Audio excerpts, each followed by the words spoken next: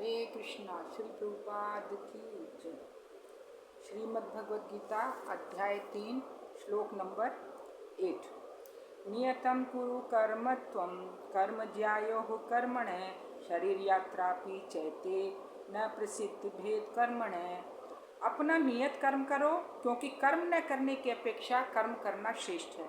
कर्म के बिना तो शरीर निर्वाह भी नहीं हो सकता।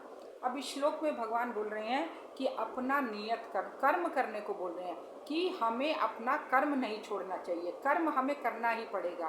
कोई भी व्यक्ति कर्म किए बिना नहीं रह सकता, क्योंकि कुछ भी नहीं करने से बेटर क्या है, कर्म। कुछ भी कर्म करना, कुछ भी कर्म करें, हमें कर्म करना चाहिए। अब ये हमारे ऊपर निर्भर करता है, हमारे ऊपर डिपेंड करना है कि हमें किसके लिए कर्म करना है। हमें भगवान के लिए कर्म करना है या हमें शरीर के लिए कर्म करना है। तो जो बुद्धिमान व्यक्ति होता है वो कर्म करता है भगवान के लिए, वो केवल भगवान की सेवा करता है, भगवान का अपने नियत कर्म करता है। सुबह ब्रह्म मुहूर्त में उठना है, उठकर स्नान आदि करके शुद्ध वस्त्र पहनकर भगवान की मंगल आरती करना है, नरसिंह आरती, तुलसी आरती करता है, भगवान का हरि नाम का जप करता है, फिर भगवान के लिए भोग बनाता है, भगवान को भोग लगा के वो प्रसाद ग्रहण करता है। तो ये क्या हुआ, भगवान के लिए कर्म करना। तो इसीलिए जो कृष्ण भावनाभावित होकर हम भगवान के लिए जो कर्म करते हैं, उनका फिर हम पर जो है कर्मों के प्रति जो फल का परिणाम है वो हमें नहीं भुगतना पड़ता। क्योंकि जब हम भगवान को कर्म अर्पित कर देते हैं तो उसका फलों के प्रति जो आसक्ति है वो हमारी प्राय समाप्त हो जाती है।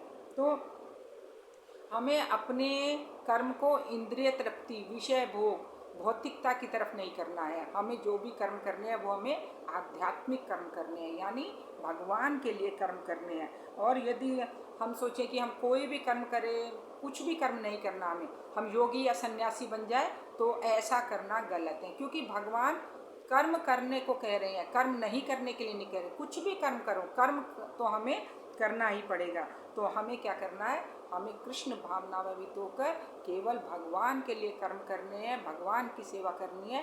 तभी हम अपने इस जीवन को, इस जो मनुष्य शरीर मिला है, इसको हम लोग शुद्ध कर सकते हैं, इसको हम लोग सक्सेसफुल, सफल बना सकते हैं। हरे कृष्णा। श्री प्रभुपाद की जय।